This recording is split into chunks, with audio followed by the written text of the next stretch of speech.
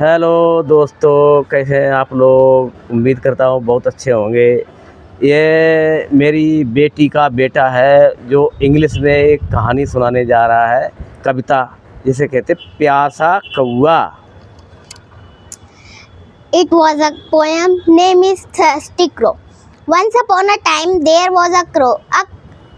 The crow felt very thirsty. So suddenly, he saw a pot.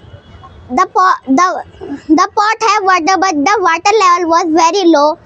So he don't know how water level was up. He picked some stones and throw him in the pot, and the water level is increasing. So he 1 hours till 1 hours he throwing and pick stones and throwing in the pot, and the water level were increased, and after 1 hours he drink water.